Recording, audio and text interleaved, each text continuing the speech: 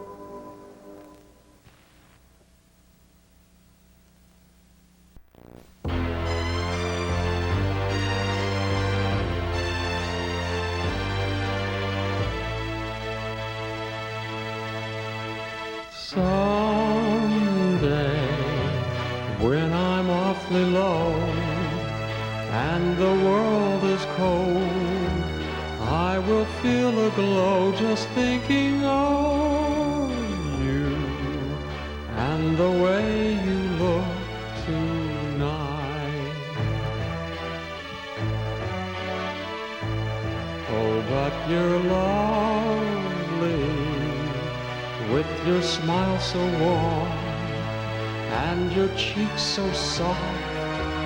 There is nothing for me but to love you just the way you look tonight.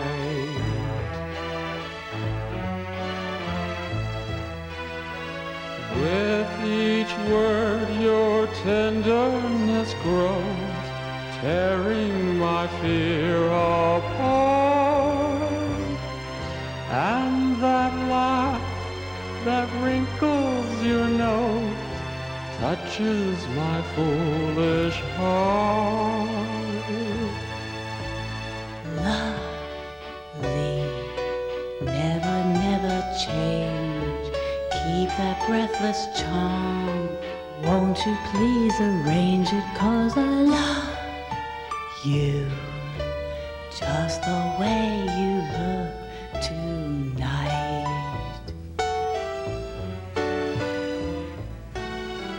Just the way you look tonight.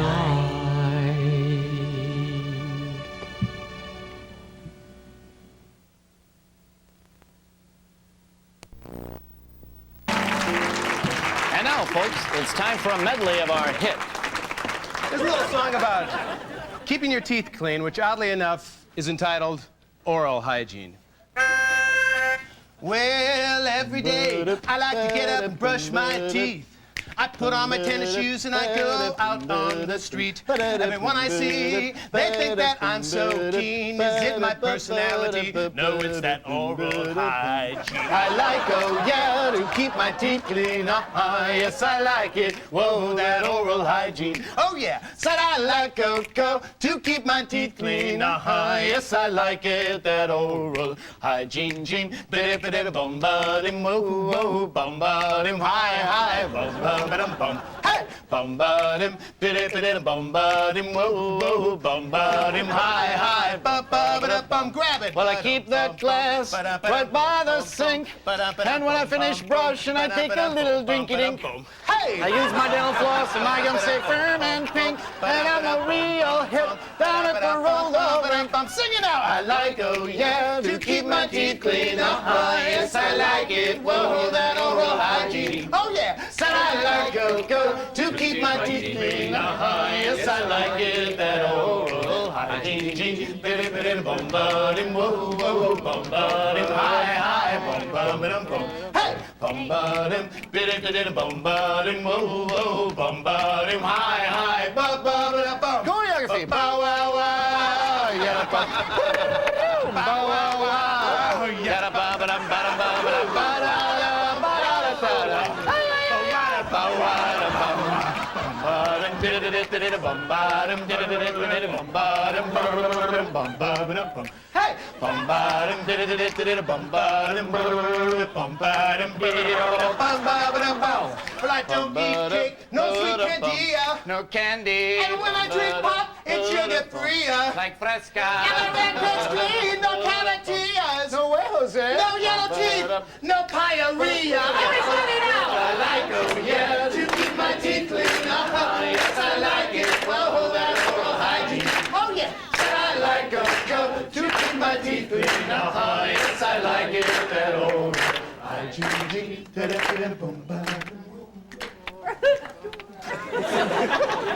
Hey! Bum-ba-dum, did-it, bum-ba-dum, whoa, bum-ba-dum, bye-bye, bum-ba-da-bum. Well,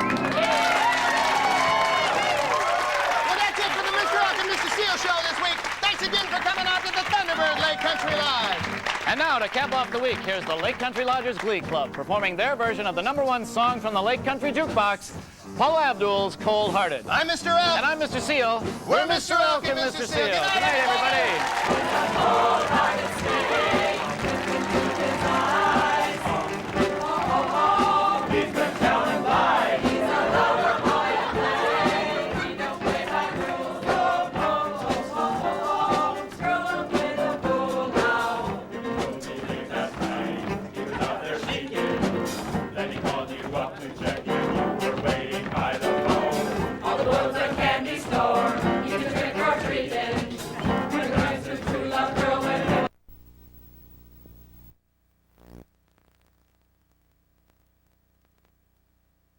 There's a lot of ambivalence about the National Endowment for the Arts, a lot more than one might think. Of course, there's Newt and his army and others at the helms, even the occasional regular guy. But I've been struck by lukewarm support, even a bit of dismissal of the NEA by arty types. I've long since heard artists of, say, Robert Bly's generation question the influence of government dollars on individual artists.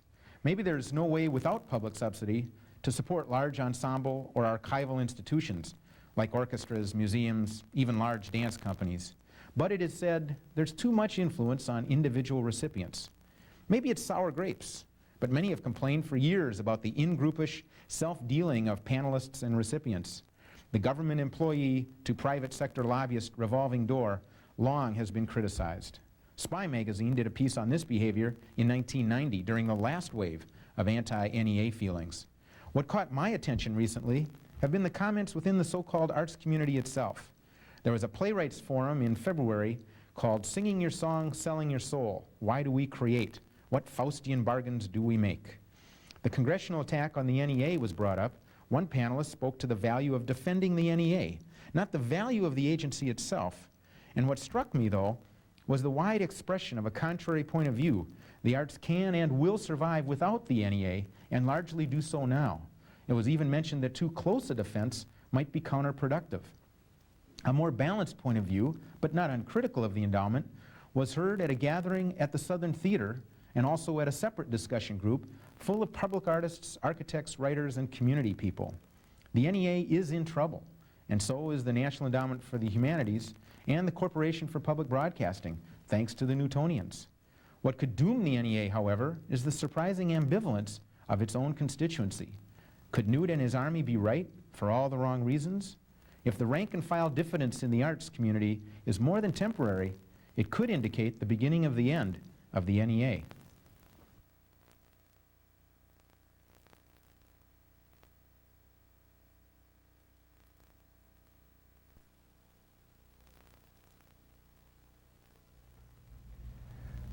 Coming up on our Artifacts, we have a show like you have never seen before. And it's definitely a show we've never seen before, so we're glad you're here, and we're glad our live audience here at the Jungle Theater is here. How about some applause? Sounds like a studio audience to me. It That's really right. is real. Artifacts is the show on City Cable 34 in which we talk about the arts and related issues here in the Minneapolis area. Now, while we've gone out on location before, we've really never had a studio audience who was going to actually watch the taping of the show. So we want to thank the Jungle Theater and all of our guests for helping us make this happen. And in just a few minutes, you'll find out what we've got cooking for you. Stay tuned.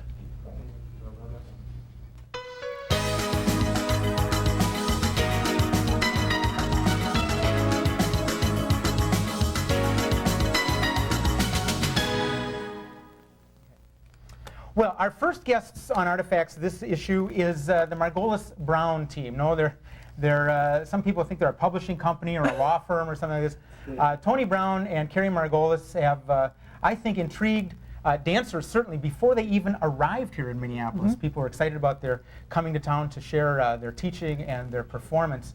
And we're going to bring them out and meet them right after we take a quick look at a clip that they were kind enough to bring. So first we'll take a look, then we'll have them out.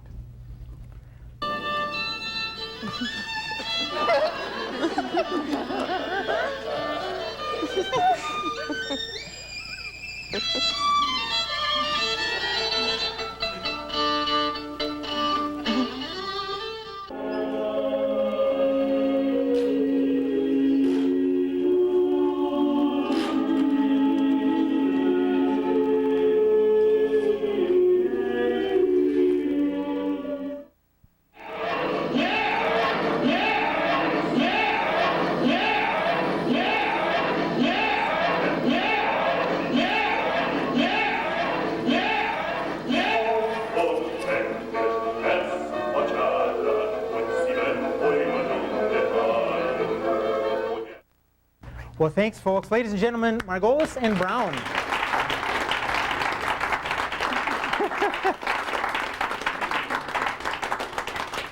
And what they are choreographer directors. as well as, I was at your Vidpires show. You are everything else. I mean, movement, mime, you were talking about getting into more vocalized and juggling and that kind of stuff? We would like to if we could have time. Okay, well, great. Thank you for being here. Later on, you're going to actually perform a piece from Vidpires. that. Yeah. And we're going to see yet another clip, I think, in a few minutes. I wanted to get to know you, and for the sake of the folks that are maybe watching the show, what the heck brought you folks from successful careers in New York to the middle of the continent into Minneapolis, St. Paul area? Well, we were told it was going to be cold here. It's not. At least this way.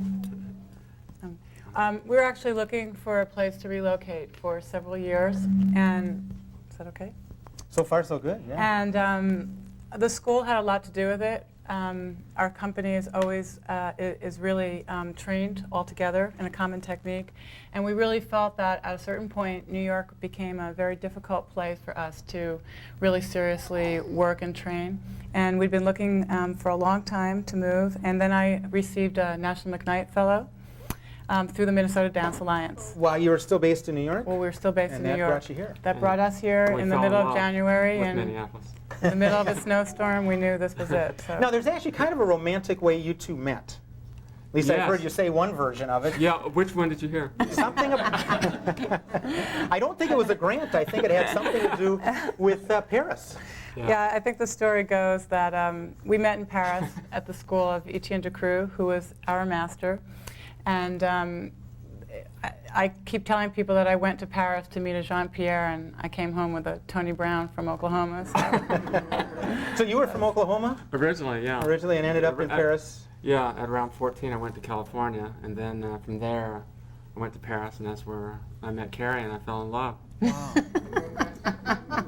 Aw, that's pretty sweet. Yeah. So you both studied, what were you studying there with Decroux? Yes, with Etienne Decroux. He calls his technique corporeal mime, and it's not mime as most Americans understand it. It's not whiteface. It's not Marcel Marceau kind of mime based on illusionary objects. It was really a very serious and artistic study of how actors could express themselves with their entire bodies. If you saw it in its pure state, you would not think it was anything to do with mime. Okay, so it's not bip, it's hip. It's not bip, it's hip. Okay, hey, hire this guy. All right. Now, you brought us another clip that I think we're going to see now. And can you set that up for us? What is it we're going to see? Sure. This is a clip from Vidpires, and one of the themes that goes through the piece is how, as vampires who've been sucking off of pop culture for the last 100 years, what happens is we keep taking on the persona of different images of what we believe Hollywood or popular culture is saying what the perfect male-female image should be like. And so we made these little faux films that we show throughout the show. And this is the first one that we show, and it shows us at the beginning of the century, and it's when we were silent and young movie as stars. And young as ever. Young as ever. Well, let's take a look. People in the audience here can look at the monitors, and let's see this clip.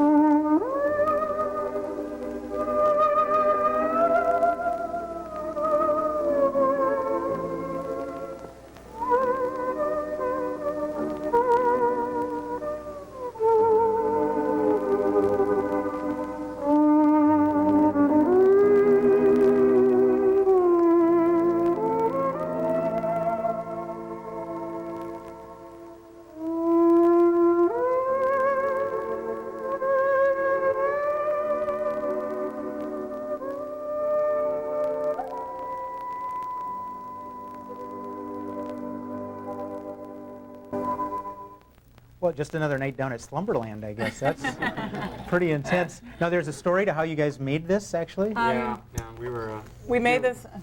let me talk. Now, we were trying to figure out a way to, save some money. So I thought, hey, if we hire a film crew, it's going to be like, thousands of dollars to try and shoot this. So I had a wise idea. Why don't we just like shoot it on video, and then we'll put it in the computer and just try and make it look like an old film. And so we did that. But when we got it done, we looked at it back on the TV. This is not going to work as a video, so we had to go out and buy a $4,000 projector to show it. So. Okay, so you saved some money that way. Yeah. Glad to hear it. We've only got another minute or so left, and there's a lot more I'd like to talk with you about, but I think it's important that we set up the piece that you're kind enough to agree to actually do with us here. And again, this is a piece from Vidpires. Okay, and to my mind, it's a little unusual because there's a lot of physical movement. Most of the piece is extremely physical, and it's also important to say that it's not just the two of us in the piece. It is actually a large-scale piece, and there are many large group ensemble images in the work, and most of our work is really created for ensemble, which is really a through line to what we do. And pretty extensive rehearsal for that. It's a very complex technique, and a lot of rehearsal time goes into it. We'll spend the whole day on 30 seconds.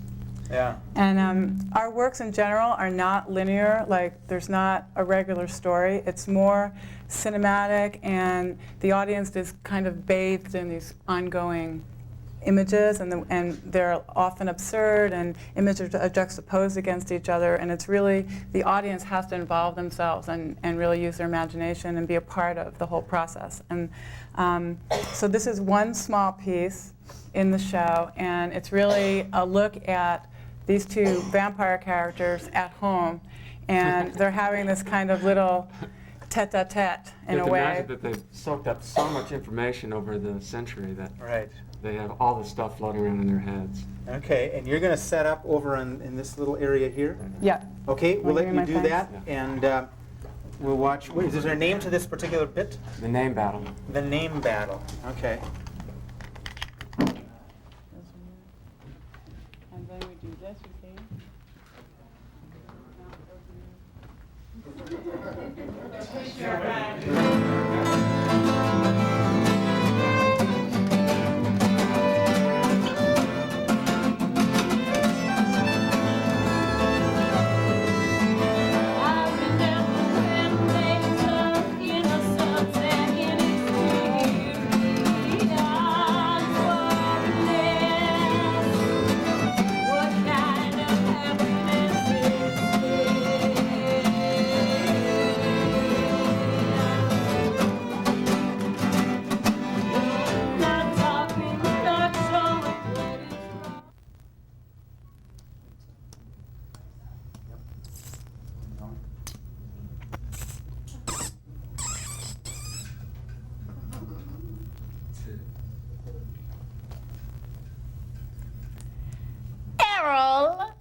Flynn. Greta Garbo. Tom Selleck.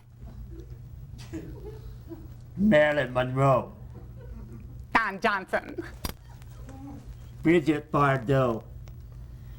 Fred Astaire. Raquel Welch, Mae West. Clark Gable. John Wayne. Rock Hudson. Burt Reynolds. Kirk Douglas. John Voight. Bruce Springsteen.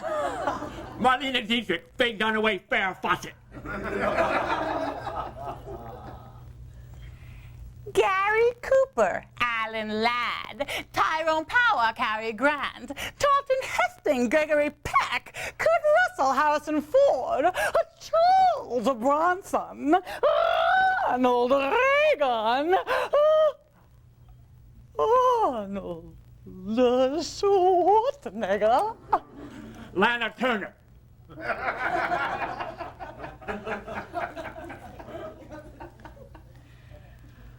Paul Newman, Elvis Presley. Presley, Ricky Nelson, Michael Douglas, Tony Curtis, Salisbury, Henry Fonda, Michael Jackson, Joe Namath, Mick Jagger, Richard Gere, Chuck Norris, Laurence Olivier, Omar Sharif, Mark Harmon, Tom Jones, Dean Martin, Ryan O'Neal, Sam Shepard, Mel Gibson, Sylvester Stallone. Woo. Oh. Yeah.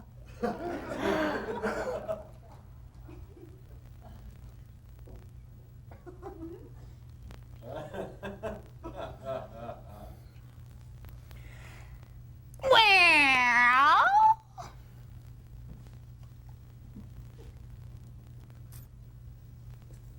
Volvo. Ford, Fiat. Chrysler, Honda. Chevrolet, Cadillac. Toyota, Mercedes-Benz. Volkswagen, Porsche. Yugo, No, you go.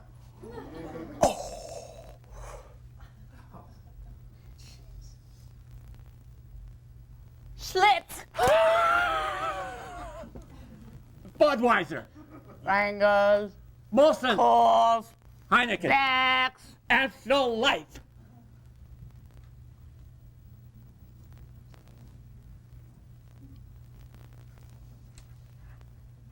I'm so dark.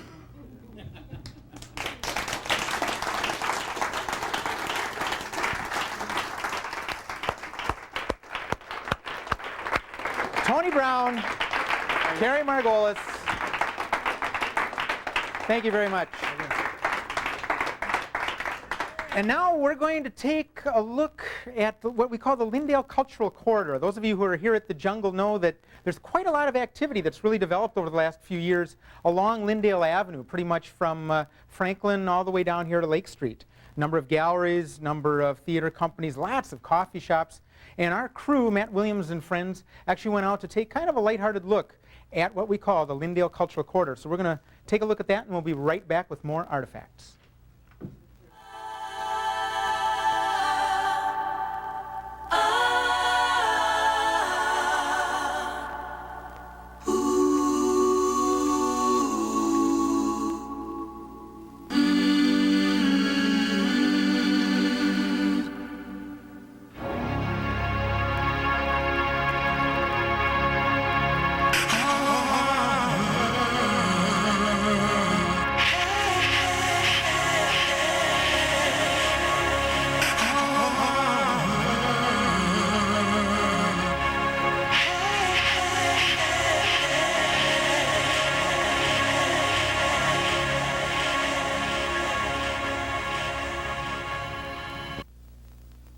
The Lyndale Cultural Corridor starts from the intersection of Franklin and Lyndale Avenue South and extends 10 blocks south along Lyndale to the intersection of Lake and Lyndale.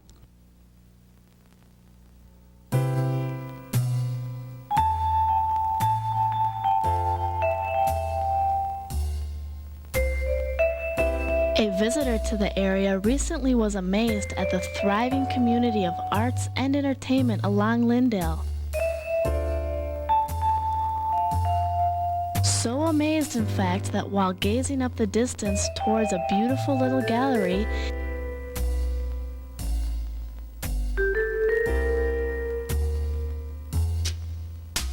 he bumped into a pole and bruised his head.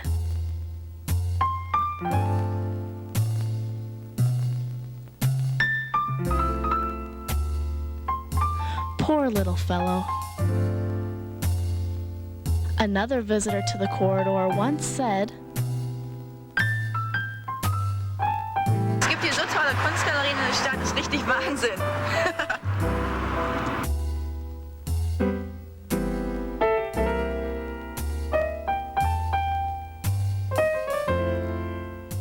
We've been glad to be here. It's right in the middle of the community of artists and, I don't know, a broad range of people.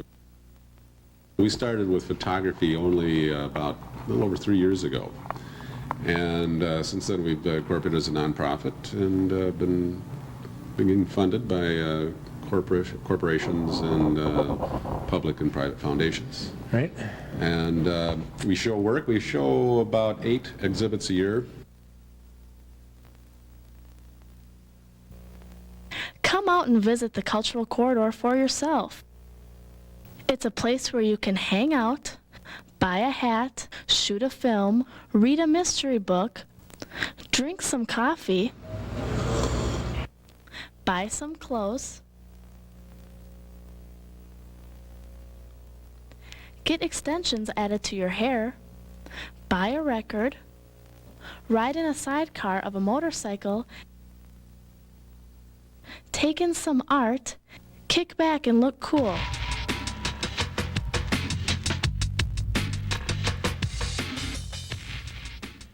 A multitude of spectacular marvels awaits you in the Lyndale Cultural Corridor. Hey, that looks like our 2 visitors now.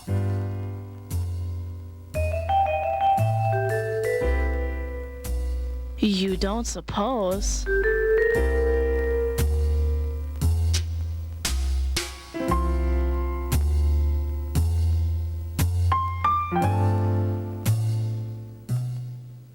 Anything can happen on an afternoon in the Lyndale Cultural Corridor.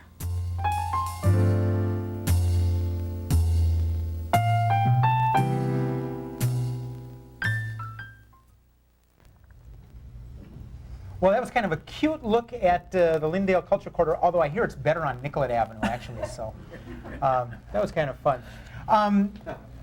Janet's got some really neat guests here that are going to do something I've never seen live. It's going to be unusual for me. Janet, why don't you introduce who's here? Yes, I would love to introduce Gary Boham. He is a makeup artist extraordinaire. Gary works in the film and video business here in the Twin Cities. He's been doing this for how long, Gary? Since 72. Oh, a long Well, I've been getting paid since 72, put it that way. All right, all right. And this is our model. This is John Scallon, who is the man who will be aged throughout the evening tonight. The brave man, yes. How many years do you think we can put on him, Gary? Well, we'll just go for the max and see what we can manage here. All right. That's pretty close to being dead, John. Yeah. Gary, how did you get started in this this wonderful makeup business? My grandparents' 50th wedding anniversary, I had a cousin from Texas who showed up with a monster magazine. And I was about 13 or 14. And it's really quite common even today for boys of that age, teenage boys, 12 to 15, to get interested in monster movies. And to an extent, you know, it's dealing with their fears. But most of them grow out of it, and I never did. You never did. And got a little older in high school and found out that if I could do eyeshadow and lipstick, they'd let me work on the girls too. So it only reinforced my, yes. It's a good one. Yeah, What kind of special skills do you think it takes now that you've been working in the film business for a long time? What kinds of skills does it take to do this? Well, I mean, the obvious things are very good eyesight and fine motor skills to be able to do that kind of thing. But so oftentimes, now, only 10% of the stuff I do is really special effects kinds of things. Most of the time it's mom, dad, and the kids in a target spot or something like that, you know. But it's trying to figure out how to get an effect that either nobody has seen before, or, especially in commercials, how to get an effect that Steven Spielberg can spend 6 months and $10,000 just to research. And we're going to shoot next week.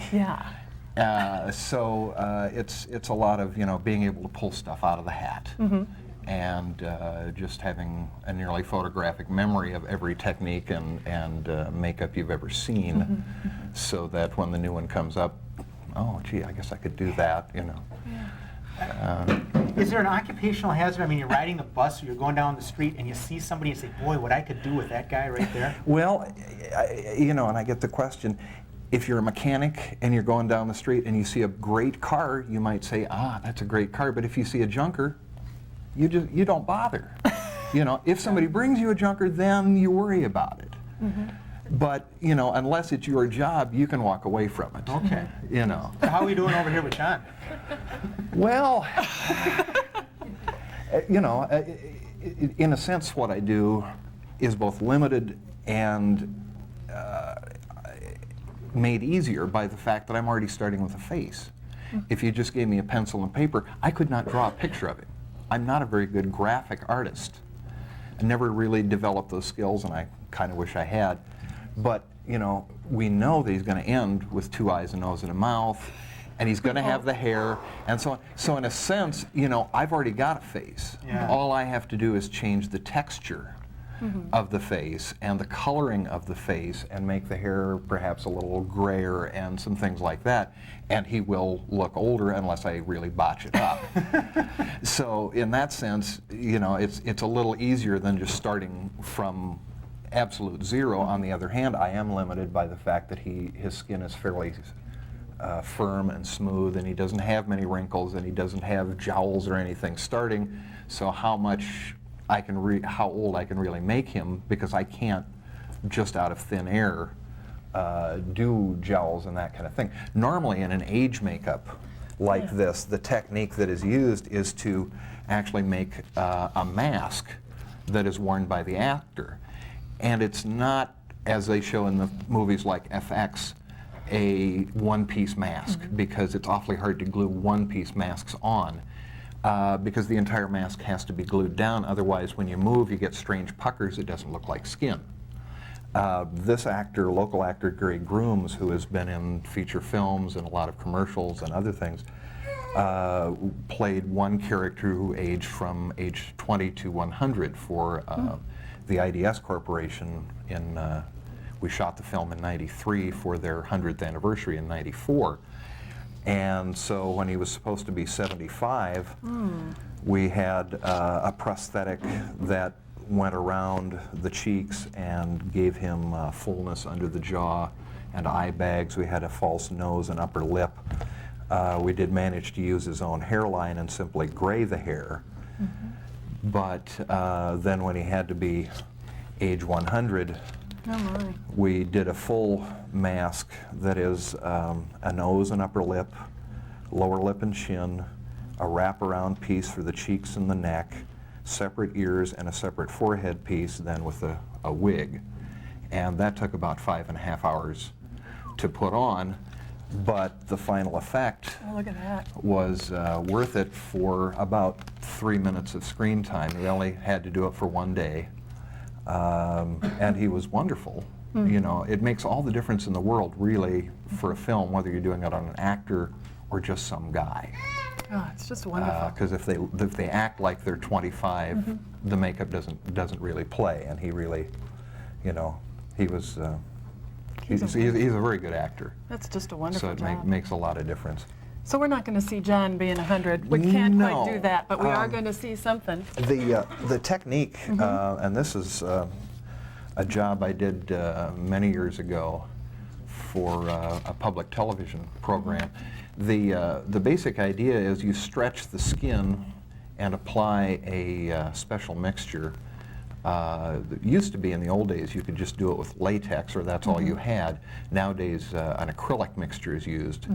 And you stretch the skin, you put this on, and when you relax the skin, it has nowhere to go, so it wrinkles up. It's like when you sew elastic to a piece of fabric in gym shorts. You pull the elastic, you sew it, and when you let go, you get that wrinkled up effect. And we're going to basically do the same thing with his skin. The reason it's time consuming is because if you pull this way, the wrinkles go this way. So you can't just do the whole face at once. To get a curved eye bag, you have to do it in little pieces in order to get it to curve. And so we do one side, and we do the other side, and we do the forehead, and we do the nose. So it'll take a few minutes to. Well, we'll get to see that. You'll get to see that in progress and completed. It'll be fabulous. A before and an after. Yes. Well, that's great. Thank you all for being here. That's right. And we're going to send you guys down to the makeup space, right? And we'll get updates as this is going on. As we go from downstairs. Yeah. Terrific. Okay. So we're going to head out and do that, okay? You guys are leaving? See you guys in a bit.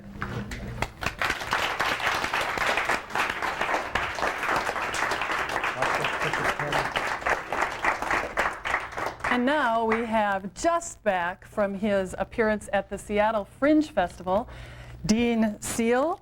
I'm very pleased to welcome him here. He is going to be performing Lutefisk as Metaphor. Dean Seal.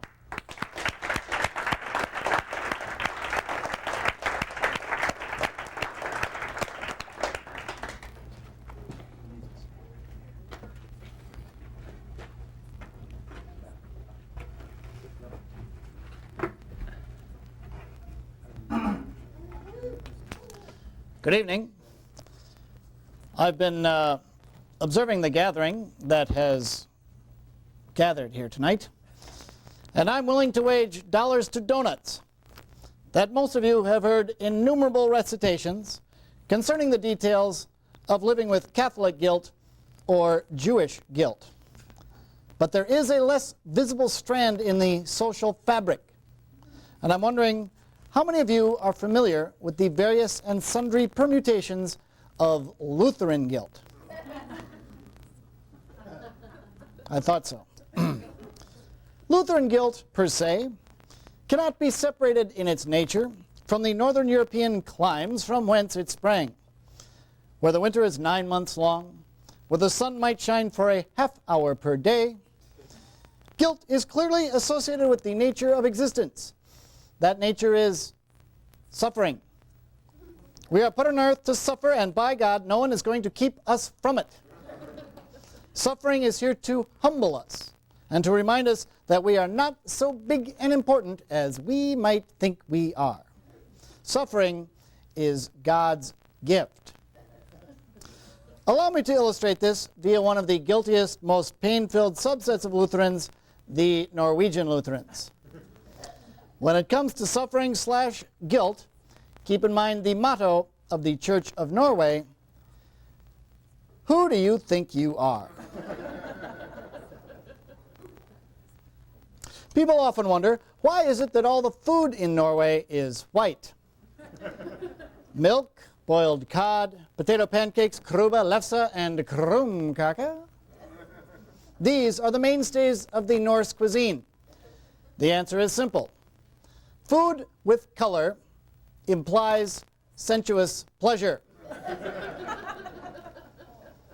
and an enjoyment of our natural state, which is a simple nudge down the slippery slope of temptation into the yawning chasm of decadence and self-esteem.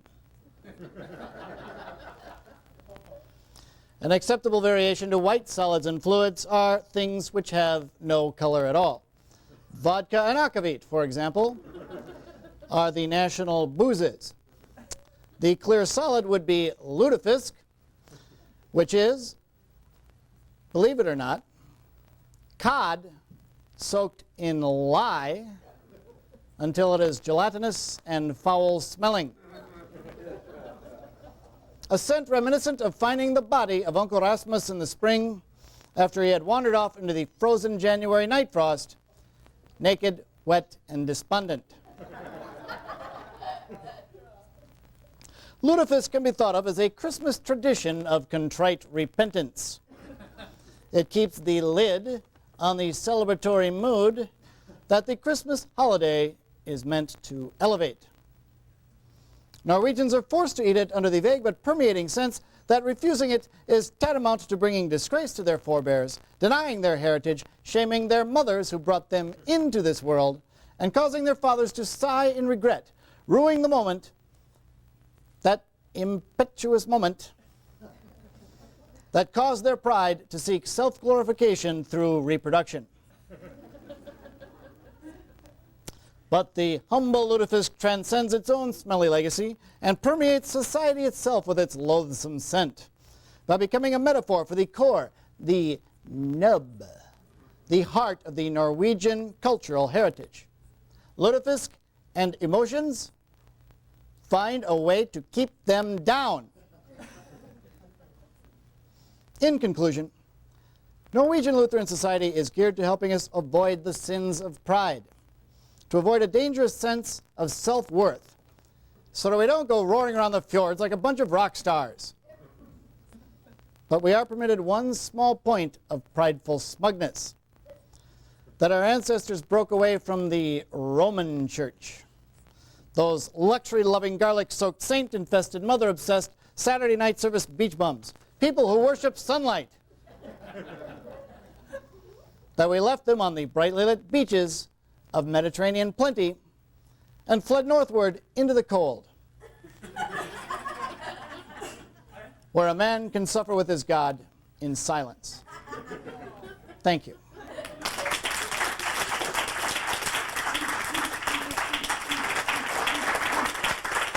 Hi, Janet. Hi, Dean.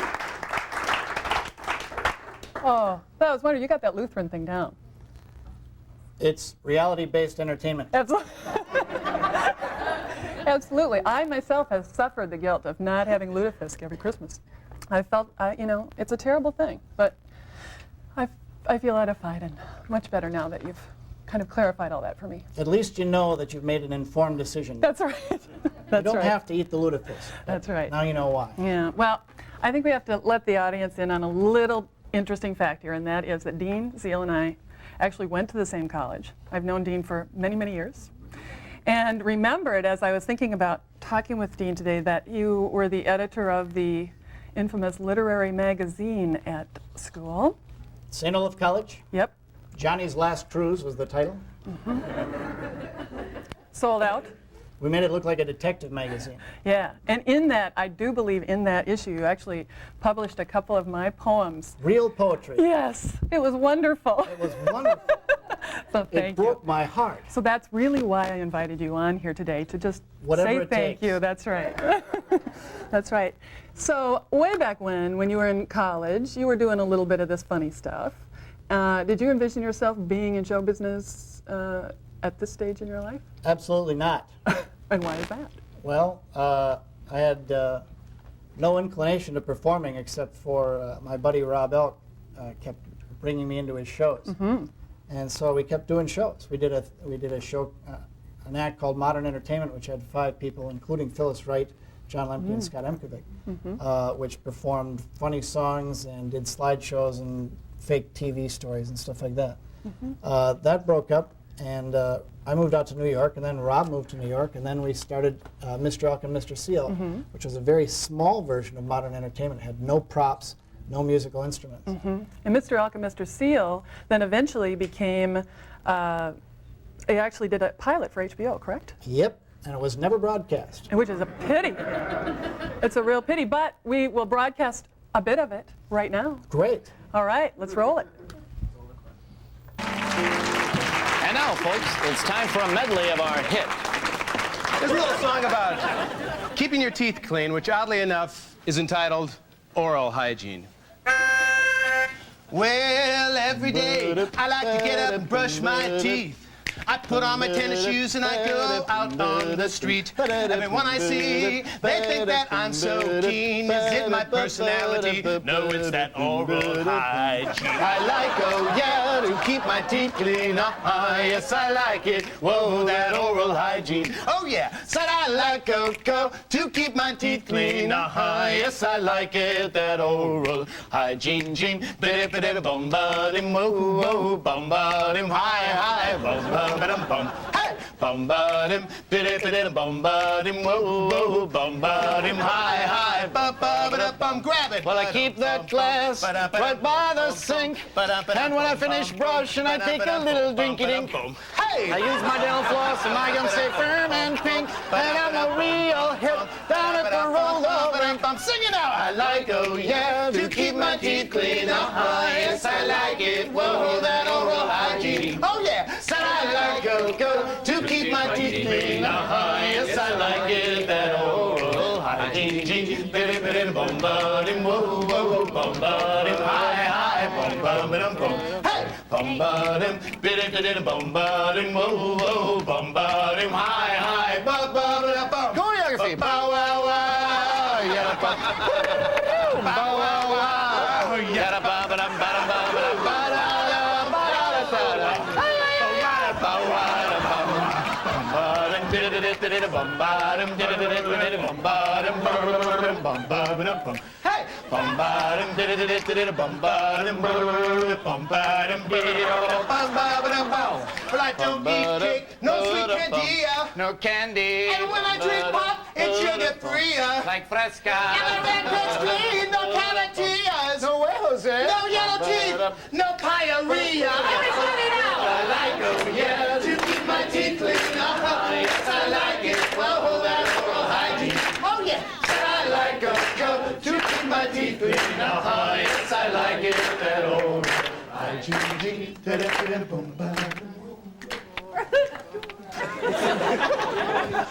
Bum ba dum, did it bum ba dum, whoa whoa, bum ba dum, bye bye, bum ba da bum.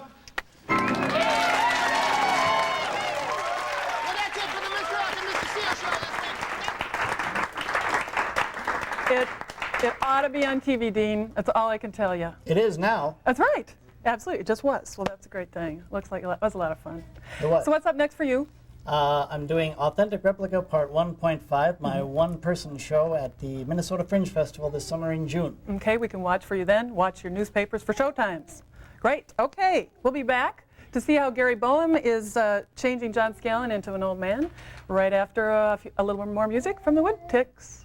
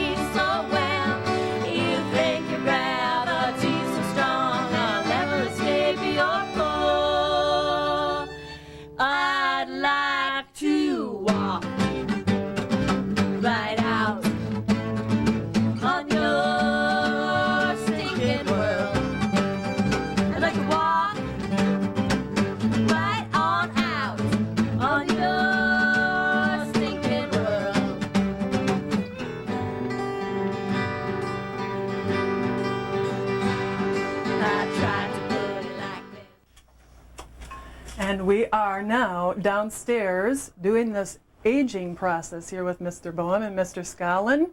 It's looking pretty interesting, Gary. Tell me a little bit about what you've done and what you're doing here.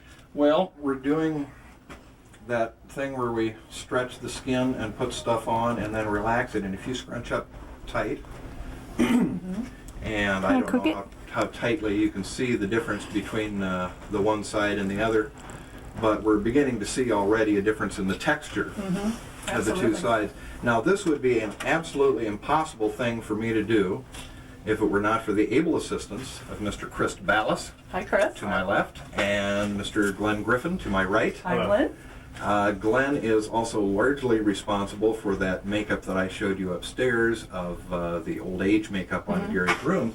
And in fact, this is the these are the pieces that we used. Would you care to pick one off there, Glenn, and show her how thin they really are? Ooh, it's a matter of molding the foam between the two. Well, it's just mold a piece of foam. Interesting. Yeah. So on the inside, like cheese width.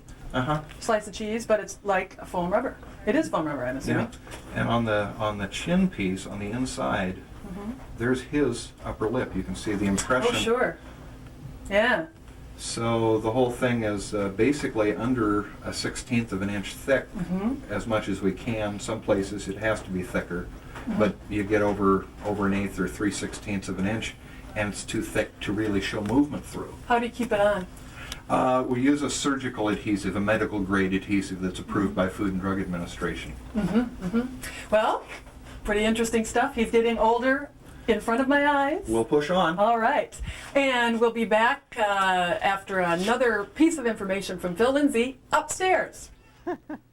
That's great. Well, what we're going to do as the show goes on is we're going to go back down there every few minutes and see how that does. And by the end of the show, the idea is that we will see him, I don't know, 25 years older. Now, here we are, South Minneapolis Jungle Theater. But Minneapolis, of course, has a lot going on all over town. So one of the things we tried to do, this is through the magic of technology, we've got a live hookup, I think in a slightly different time zone, down at the Minneapolis riverfront with a woman named Vicky Barlow, who's going to talk with us about the Stone Arch Festival of the Arts. So if we can pull her in there. Vicky? Vicky, can you hear me down there? Vicky, can you hear me? I feel I can hear you pretty well for being next to a waterfall. Oh, well, that's great, Vicky. I'm glad. What are you doing on that bridge?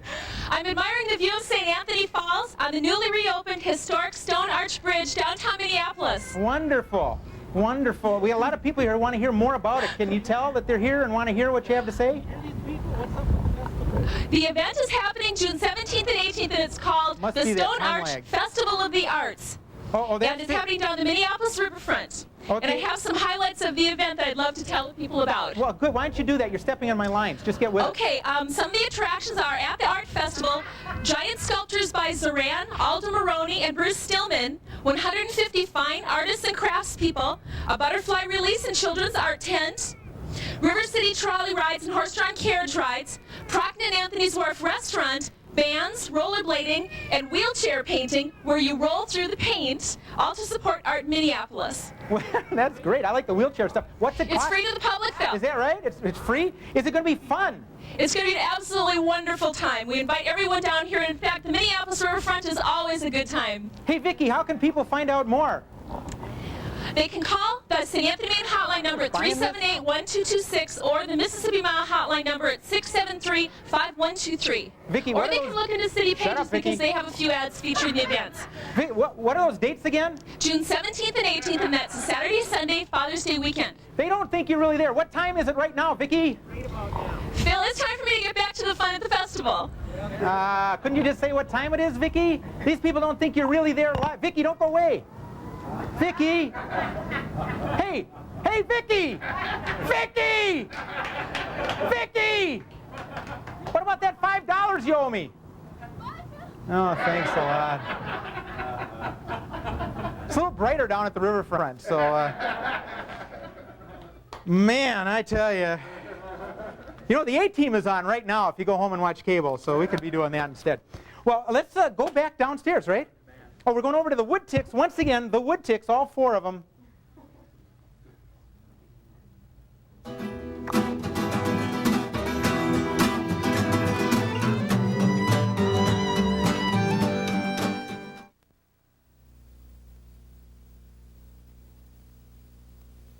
There's a lot of ambivalence about the National Endowment for the Arts, a lot more than one might think. Of course, there's Newt and his army and others at the helms, even the occasional regular guy. But I've been struck by lukewarm support, even a bit of dismissal of the NEA by arty types. I've long since heard artists of, say, Robert Bly's generation question the influence of government dollars on individual artists. Maybe there's no way without public subsidy to support large ensemble or archival institutions like orchestras, museums, even large dance companies. But it is said there's too much influence on individual recipients. Maybe it's sour grapes. But many have complained for years about the in-groupish self-dealing of panelists and recipients. The government employee to private sector lobbyist revolving door long has been criticized. Spy magazine did a piece on this behavior in 1990 during the last wave of anti-NEA feelings. What caught my attention recently have been the comments within the so-called arts community itself. There was a playwrights forum in February called Singing Your Song, Selling Your Soul, Why Do We Create? What Faustian bargains do we make? The congressional attack on the NEA was brought up. One panelist spoke to the value of defending the NEA, not the value of the agency itself. And what struck me, though, was the wide expression of a contrary point of view. The arts can and will survive without the NEA, and largely do so now. It was even mentioned that too close a defense might be counterproductive. A more balanced point of view, but not uncritical of the endowment, was heard at a gathering at the Southern Theater and also at a separate discussion group full of public artists, architects, writers, and community people. The NEA is in trouble, and so is the National Endowment for the Humanities and the Corporation for Public Broadcasting, thanks to the Newtonians. What could doom the NEA, however, is the surprising ambivalence of its own constituency. Could Newt and his army be right for all the wrong reasons? If the rank-and-file diffidence in the arts community is more than temporary, it could indicate the beginning of the end of the NEA.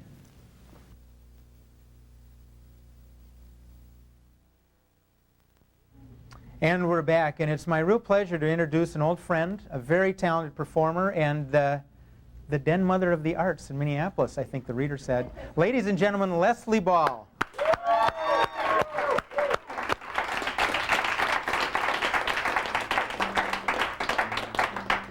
Thanks, y'all. Thanks for having me. I was looking at the calendar and realized the week that we're taping this, the week of Earth Day, is also the one-year anniversary of Richard Nixon's death. And I wanted to do this song that I wrote the day after he was born. I'll sing it a year after, or day after he was. Okay. 40-some years ago, the camera gave him his break. He danced a hot little dance while enemies burned at the stake. 34 years ago, the camera left him for dead. He smiled a cold little smile, but nobody heard what he said.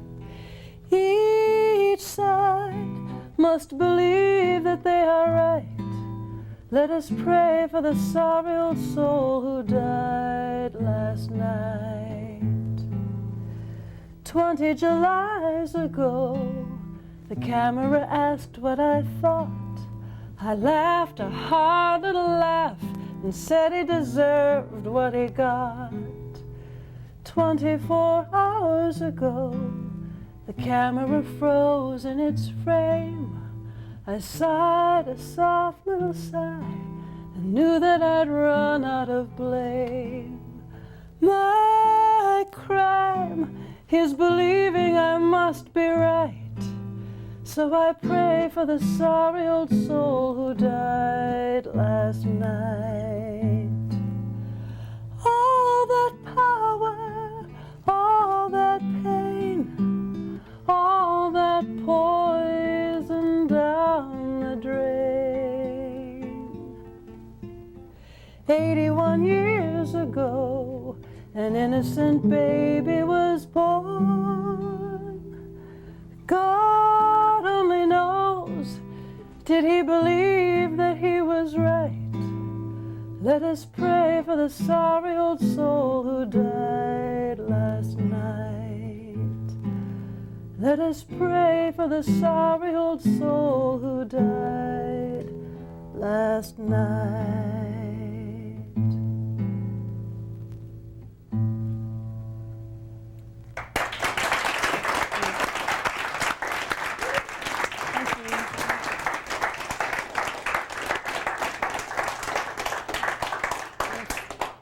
Well, thank you, Leslie. I have conflicted thoughts as I hear that song. I mean, here was a guy that obviously had immense wealth and power and leadership, and at the same time, a lot of people really disliked this man. I mean, there are great things.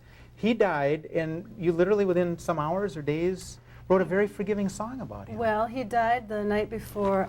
I run a weekly cabaret every Saturday over at the Southern Theater. We started out here, actually, at the Jungle, and look what we did to the place. Yeah, you should clean this up. So we moved to the Southern a couple years ago, and I wanted to have a song for that Saturday. And when I heard that he died, somebody mentioned it as if they were talking about, like, the twins lost or something. Said, oh yeah, Nixon died. And I remember him so, I mean, he was the first figure that I really hated growing up. I worked hard against Nixon. I prayed for his death as a youngster or as a teenager, and was thrilled when he had to resign, and thought that when he died I would feel happy, and it didn't happen. And instead I realized what a sad waste. That there was a person who had some talents and was completely derailed. Yeah. and really did permanent damage to all of So us. did that release something for you then? You could go on to Robert McNamara or the next guy? Well, I mean, the point is, I mean, the point of the song is, even though this person did all this damage, he came into the world 80-some years back, an innocent soul, and it's just so He was a unfortunate Quaker. that, yeah, it doesn't. Something happened there somewhere in Southern Mhm. California. That's something. Fear happened, I think. Do politics, I guess I'm assuming this, do politics inform a lot of what you do?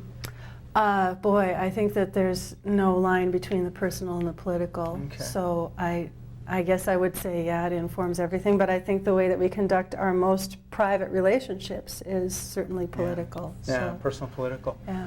I don't want to get too serious about that. How's Balls going? It's great. Yeah, 4+ years now. It'll be 4 years in August. Wow. Yeah. Big plans? You going to celebrate? You going to go nuts? Certainly, Yeah? yes. I mean, we go nuts every Saturday, Yeah. but in August I think we'll have a big shebang. Well, that sounds great. You also, earlier this year, very early this year, released a CD. That's right. Talk about that. It's called Loring Park. It's called Loring Park, and it features the greatest musicians around, people who really do play guitar. For example, on guitar there's Dean McGraw and Gary Rue and John Eller, and I was just blessed with wonderful folks, and it's a nice. great album, and it's available in stores around the Twin Cities. In fact, earlier we did that piece on the Lyndale Cultural Quarter. I went down to Orfolk Jokopus, and Orfolk, yes. Now, because your name starts with a B, they had to climb all the way up to the top of the shelf and pull that down. But Orfolk, they got it right here in Lyndale. So Yeah. that's great. They're You got a more great plans? store. You're going to be doing more CDs? I would love to do another Yeah. CD. I need to get this one a little Yeah. more out in the world. It's Okay. got a little following locally, but I need to have some more people. Okay, so Saturday night, midnight, people can find you at Southern Theater. At the Southern Theater, we start at midnight, we go till about 1:30, and we have different guests every week. It's completely different every week. Yeah. Biggest surprise that ever happened at a Balls event? I mean, you kind of expect the unexpected, but... It was here on this stage, actually. It was a young man wearing overalls, and they suddenly dropped, and he was being covered with whipped cream by his colleagues. And there were a few young frat fellows out in the audience, so I think they thought that Balls was kind of like a kegger sort of thing. And they were absolutely terrified, just terrified that there was a naked man on the stage. They went running out onto Lake Street, just beet red. And Probably a good place for them is out on Lake Street. That's amazing. But that didn't necessarily throw you for a loop. Oh, heavens, no. No, heavens, no. Well, I mean, and I'm sorry, I don't want to say what I was going to say, but at any rate, yeah, that was one surprise. But every week there will be something that takes me by surprise. But you're also out there performing and working beyond what you do Saturday nights. What else do you do? I'm at the Dakota. In the month of May, I'll be at the Dakota on the 24th. And in June on the 21st, so I'm there about once a month, and then do various little clubs here and there. Yeah. Twin Cities, easy, difficult to make a living doing what you're doing? Boy, this country is a difficult place for an artist to make a living. Yeah. I would say the Twin Cities is unique in that it has the most supportive community. I've worked in a lot of towns around the country and spent several years in New York, and I love it here. I came for the summer and I couldn't go back, so I'm really So happy hard to as it be here. is, good place to make a stand. Yeah, I mean, again, it's difficult to be an artist anywhere in the United States, especially now. Yeah. There's a real hateful regime trying to call the shots. Yeah. If there's one thing you could change, what would it be? Would it be around money, people, leadership, more venues? Oh, you mean locally? Yeah. What do you need? Well, money, of course, came racing across my brain when you asked that question. But I personally... Yeah, to do what you do. I would like to know how to get access to the airwaves. Now, I have to confess, I think that you do a really important thing. I don't have a television, so You don't actually have a television? I'm one of like 20 people in the Twin Cities that doesn't have a TV. Wow. I'm totally unhip when it comes to pop culture. But I think what you're doing, I know of what you do, and I think that performs a really valuable Well, service. get people out to see and hear so that then you can do your shows. That's kind of the idea of what we're doing. And thank you. Yeah. Radio too, though? Airwaves? That's what I need to learn about, and I'm learning at 40. I'm a student all over again. How do you do this? How do you get people to listen and care? And yeah. Well, best of luck. Thanks. Okay. Thanks for being back on Artifacts. Oh, it was my Appreciate pleasure. it. Thanks. Okay. Congratulations on everything that you've been doing. Leslie Ball, everybody. And we're so happy that Leslie could be here, and Margolis Brown and Dean Seal. But before we go, we're going to go back downstairs and take a look at how old John Scallon's getting at the hands of Gary Boham.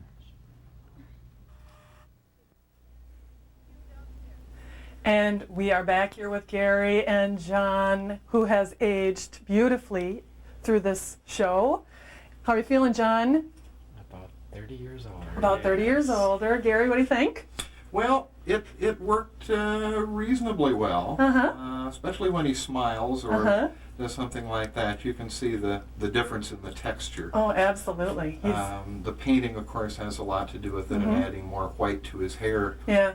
But that's a good job. well, Trust me. this is the job that we'd spend about 3 hours on. We did it in less than an hour and a half. So I guess I'm happy enough. Okay, well that's good, and thank you very much for coming and also assisting and doing such a great job. And thank you, John, for being willing to get a lot older faster.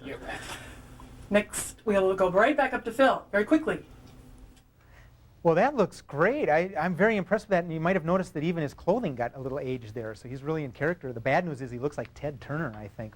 So we here at Artifacts, on behalf of the entire crew, and there was a bunch of them for this particular production, want to thank everybody at the Jungle Theater. They were extremely helpful, extremely talented, and of course all of our wonderful guests.